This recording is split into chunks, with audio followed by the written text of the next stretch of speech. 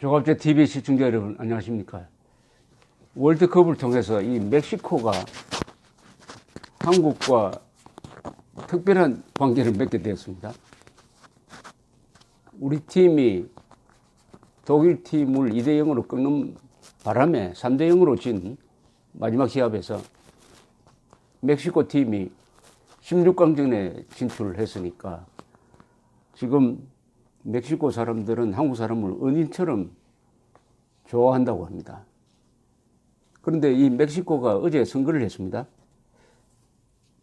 멕시코가 1810년에 독립한 나라입니다. 그러니까 공화국을 우리보다는 1세기보다 한 150년 먼저 만든 나라입니다. 그런데 이 멕시코의 선거가 어떻게 돌아가느냐. 이번에 대통령뿐만 뽑는 게 아니라 다른 이 지방선거를 겸한 선거라서 18,000명의 이 공직자를 뽑는 선거라고 합니다. 그런데 놀라지 마십시오. 주로 후보, 그리고 선거운동을 포함해서 136명이 암살됐습니다. 그 중에 3분의 1은 후보입니다. 암살됐습니다. 암살. 기자가 올해 들어와서만 7명이 암살됐습니다. 2000년대 이후에 이 멕시코에서 피살된 기자가 100명이 넘습니다. 왜 암살을 하느냐? 주로 이 마약 거래를 전문으로 하는 갱단이 자기들이 밀어주는 후보를 당선시키기 위해서 상대방 후보를 사퇴시키려고 협박을 하다가 말 안 들으면 그냥 암살해버립니다. 이런 나라를 민주주의 국가라고 할 수 있습니까? 그런데 민주주의 국가로 분류가 됩니다. 멕시코는. 민주주의는 이렇게 시간이 걸립니다. 시간이. 한국 민주주의는 올해가 70년인데 우리보다 100살 이상 많은 멕시코, 그것도 세계 최고의 민주주의 국가 옆에 있어가지고 배울 기회가 많았던 멕시코입니다. 우리는 중국 옆에 붙어가지고 민주주의를 배울 기회도 없었어요. 그런데 멕시코의 선거가 이 모양입니다. 만약 한국에서는 지금까지 수많은 선거를 했지만은 후보를 암살한 경우는 한 번도 없습니다. 후보를 암살한 경우. 더구나 깽단을 시켜가지고 암살한 경우는 없어요. 그런데 이승만 대통령을 독재자라고 봅니다. 링컨이 1950년대에 이승만 대통령 자리에 앉아 있어도 이승만보다 더 민주적으로 할 수 없었습니다. 이승만 대통령은 1952년에 전쟁이 한참 중인데도 최대 규모의 선거를 했습니다. 대통령도 뽑고 지방의 면장까지 뽑았습니다. 10,000명 이상을 뽑았습니다. 그때가 우리가 민주주의를 시작한 지 4년째 되는 날입니다. 4년째 되는 해입니다. 이렇게 민주주의를 해보려고 무리까지 했던 이승만 대통령을 독재자로 모는 자들이 김정은에 대해서는 독재자라고 말하지 않습니다. 독재자라고 말하죠. 멕시코 이야기를 조금 더 하겠습니다. 멕시코는 1810년에 독립이 됐는데 그전에는 약 300년 동안 스페인의 식민지였습니다. 이 멕시코는 우선 멕시코 역사를 좀 제가 설명을 드리려고 합니다. 멕시코는 우선 큰 나라입니다. 이 면적이 한반도 전체의 한 10배나 됩니다. 인구가 1억 3천만이 살고 있고 멕시코 사람 중에 미국으로 가서 히스패닉이란 이름으로 분류돼서 살고 있는 사람이 약 8천만 명입니다. 합치면 2억입니다. 2억. 큰 나라는. 이 나라는 원래가 컸어요. 뭐냐? 콜럼버스가 아메리카 대륙으로 진출한 다음에 스페인 사람들이 본격적으로 남미 정복에 났습니다. 코르테스, 피사로라는 이 두 사람이 주도를 하는데 코르테스라는 사람이 주도하는 그 한 300명밖에 되지 않았어요. 이 용맹한 약탈자들이 이 멕시코로 쳐들어와 가지고 그 인구가 그때 아마 멕시코가 1,000만 명, 2천만 명쯤 됐을 겁니다. 거기에 있던 찬란한 문화를 말살하기 시작합니다.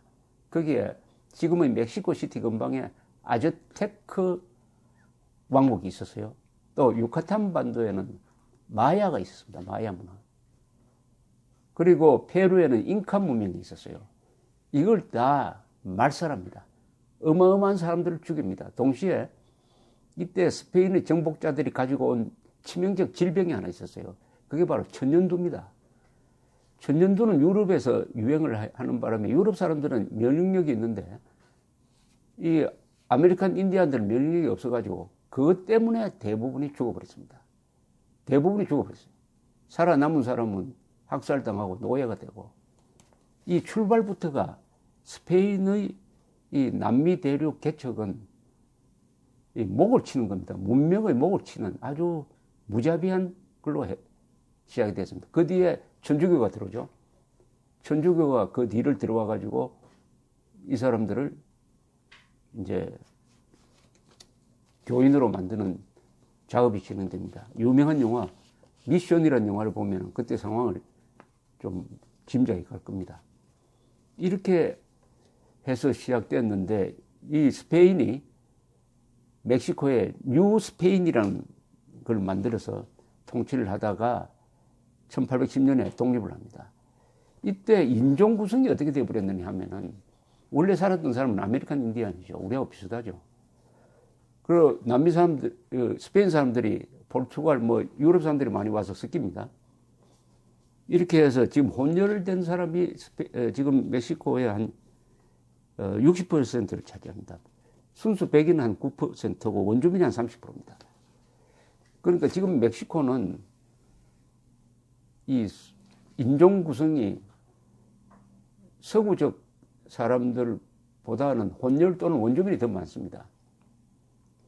또 정복할 때 그런 식으로 무자비한 문명 파괴를 한 데서 출발했으니까 이 나라의 출발이 말하자면 피바다에서 출발한 문명이죠. 그러니까 그 뒤에도 죽이고 뒤엎고 하는 것이 지금까지 계속되고 있는, 어떻게 보면 이 유전자가 되어버렸습니다.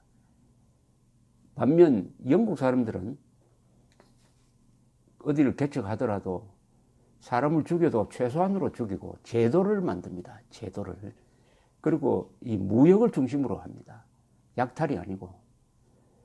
이 멕시코에서 은이 많이 나왔습니다. 스페인 사람들이 은을 가지고 가서 스페인 본국을 화려하게 만들었습니다. 지금 스페인 여행을 하면은 그때 아메리카 대륙에서 가져온 은을 가지고 만든 화려한 성당들이 있죠. 세빌리아 성당, 무슨 이런 거는 바로 그 부를 상징하는 겁니다. 그러나 스페인도 이게 식민지를 개척하다가 이 약탈 경제에 습관이 들고 말았습니다.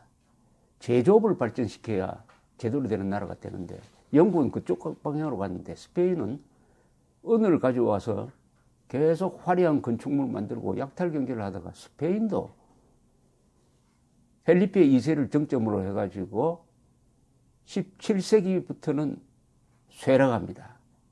스페인의 쇠락이 한 300년 계속됩니다. 300년. 멕시코에 있던 뉴 스페인 300년하고 같은 시기입니다. 같은 시기. 그러다가 스페인은 결국 1930년대에 내전이 일어나가지고 수십만이 죽는, 그리고 프랑코 독재. 요사이 프랑코 독재에서 벗어나서 비로소 제대로 된 민주화의 길을 걷고 있는 게 스페인입니다. 스페인과 이 멕시코는 어떻게 보면은 쌍둥이 같아요. 쌍둥이 같아요. 자, 이 스페인, 그래서 1810년에 독립을 했지만은 그때 독립한 멕시코 영토가 미국 텍사스까지 포함해가지고 매우 넓었습니다. 그걸 다 살살 빼앗기고, 그 다음에 권력 투쟁을 하다가 보니까 1910년대 무렵 해가지고는 이 내전이 일어나가지고 당시 인구가 1,500만 명인데 100만 명이 죽었습니다. 100만 명. 그때 그때 지도자, 대통령 3명에다가 판초 빌라 같은 이런 다른 지도자 5명이 다 암살됐습니다. 마테로 대통령은 1913년에, 그 다음에 다른 대통령은 1920년에, 또 다른 대통령은 1928년에 이런 식으로 암살됐습니다. 그리고 이런 일도 있었어요. 2014년에 어떤 대학생들이 시위하러 가는 거를 경찰이 딱 막아가지고 대학생을 납치해가지고 이걸 또 갱단한테 넘겨줬더니 갱단이 43명의 학생들을 다 사살해버렸습니다. 그런데 이것을 주모한 자는 지금 재판도 받지 않고 있습니다. 이 마약 밀매로 돈을 버는 사람들이 권력자가 되어가지고 만만한 시장 군수들을 선거에 당선시키기 위해서 라이벌 되는 사람은 다 쏴 죽이고 해가 마피아가 특히 지방 권력을 장악하기 시작했습니다. 지방 권력. 이 정부에서는, 중앙정부에서는 뭐 마피아, 이 마약 밀매단 단속을 많이 합니다. 미국 영화 보면은 멕시코의 마약 밀매단과 관계된 영화가 많이 나오지 않습니까? 그 영화 보면 특징이 무자비하게 죽이는 겁니다. 무자비하게 죽이는 겁니다. 마약 단속한다고 한 해에 16,000명을 죽였습니다. 경찰도 죽고 서로 상방이 죽이는 이런 나라가 멕시코입니다. 그런데 또 멕시코 국민소득은 꽤 높아요. 왜냐? 석유가 나옵니다. 어마어마한 자원을 가진 나라입니다. 세계 문화유산 수도 아마 랭킹 7, 8위에 들어가는 나라입니다. 거기에 스페인이 건설한 문화유적 대단합니다. 그리고 화산도 있고 5,000m급 이상산이 한 3개, 4개쯤 됩니다. 그러니까 한마디로 규정할 수 없는 엄청난 큰 나라입니다. 이 멕시코가. 그러나 민주주의를 정착시키는 데는 노력은 많이 해왔지만 아직도 선거판에서 100명 이상의 후보자 등이 암살되는, 이걸 통해서 우리가 알 수 있는 것은 민주주의라는 것은 어떤 사람이 하느냐에 따라서 모습이 다 다른 거죠. 그러니까 역사적 풍토와 연결됩니다. 예, 근데 네팔의 지금 집권 세력은 공산당입니다. 모택동주의자들이에요. 이 사람들이 한 1990년대에 내전을 일으켜서 왕정타도를 위해서 내전을 일으켰는데 상방 한 16,000명이 죽었습니다. 드디어 왕을 몰아냈어요. 지금 집권 세력이 됐는데 이 힌두교도들입니다. 힌두교가 공산주의자가 되니까 아주 순한 공산주의자가 됐어요. 그 몰아낸 왕도 지금 잘 살고 있습니다. 정치 보복하지 않습니다. 아니, 한국에서 16,000명이 죽었다고 하면은 3대 시를 말리려고 하지 않겠습니까? 정치 보복을 해가지고. 힌두교적인 공산 정권이니까 아주 그렇게 너그러워요.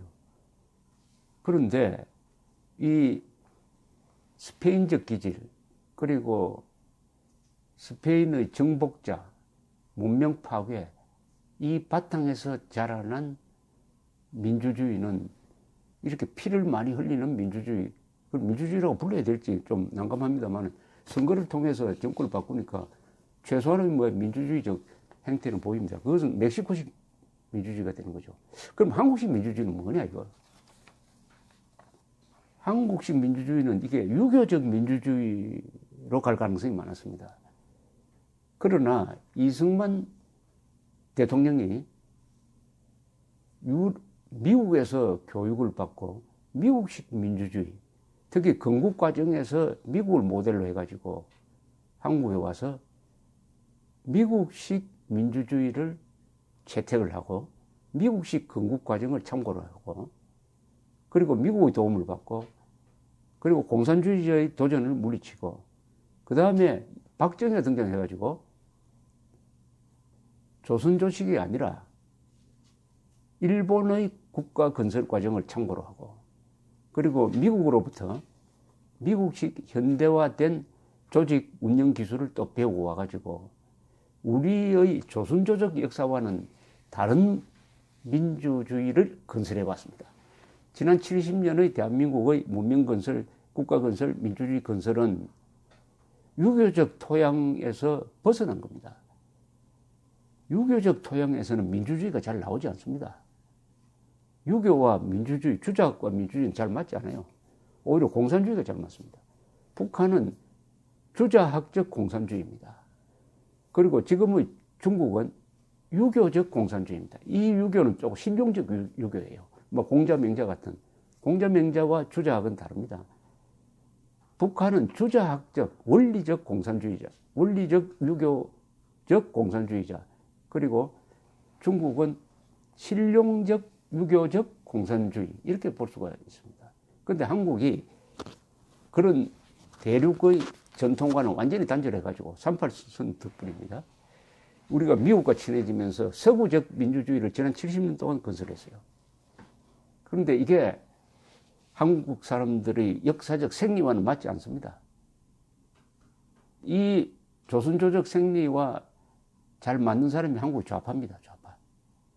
명분을 중시하고 말이 앞서고 경제에는 무지하고 과학과 사실은 무시하고 사람들을 분열시키고 명분을 앞세워가지고 위선자로 행세하면서 도덕군자인 것처럼 다른 사람들, 특히 군인, 기업인을 아주 무시하는 이런 전통은 주자학과 맞습니다. 주자학과 공산주의는 매우 친해요.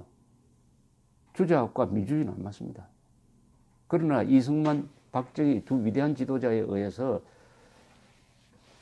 대륙적인 주자학적인 전통에서 벗어나서 70년 동안 발전시키다가 한국 안에 과거의 그 수구적 전통과 연결된 좌파 세력이 민족과 민주를 앞세워가지고 국가를 부정하고 법치를 부정하는 캠페인을 줄기차게 벌리다가 드디어 국민들을 속이는 데 성공해가지고 지금 문재인 정권을 만들어냈습니다. 그 다음부터는 이 대한민국이 조선조적 전통에 가까운 방향으로 한국의 민주주의를 바꿔갈 가능성이 있습니다. 오늘 우리가 누리는 이 민주주의는 한국 민족의 생리에는 맞지 않는 거예요. 오히려 그런 점에서 예외적 존재입니다. 예외적 존재. 그런데 그 예외적 존재를 만들었던 사람들이 주도 세력이 이제 세대 교체가 되면서 이제는 과거로 돌아가지 않을까. 과거로 돌아가면 어느 쪽으로 돌아가느냐. 중국 쪽으로 돌아가고 북한 쪽으로 가까워지는 게 과거입니다. 한국 민주주의의 일대 전환이 이루어지는데 이게 좋은 방향으로의 전환이 아니라 폭압과 전제, 인권, 자유의 개념이, 법치의 개념이 없는 바로 대륙적, 조선조적 그런 구질서로 돌아가는, 그러면서도 민주주의는 형식적으로 존재하고 심하게 말하면 선거를 통해서 민주주의를 파괴하는 세력을 뽑을 수도 있는 그런 위기에 있는 게 한국인데, 멕시코의 예를 본다면은 이게 한국에만 있는 현상이 아니고 민주주의는 그것을 악용하려고 하는 세력을 견제하지 못하면은 이것은 사기꾼의 민주주의 또는 깽단의 민주주의, 반역자의 민주주의가 될 수 있다. 민주주의가 하나님이 아니다 하는 것을 볼 수가 있습니다. 멕시코에서 선거를 통해서 139명의 후보자 등이 암살되고 기자가 10명이나 암살되는, 그것도 우리가 민주주의라고 붙여주고 있으니까 민주주의가 국가보다 더 중요하다. 민주주의 우상 숭배가 얼마나 허망한 건지 잘 알 수가 있습니다. 감사합니다.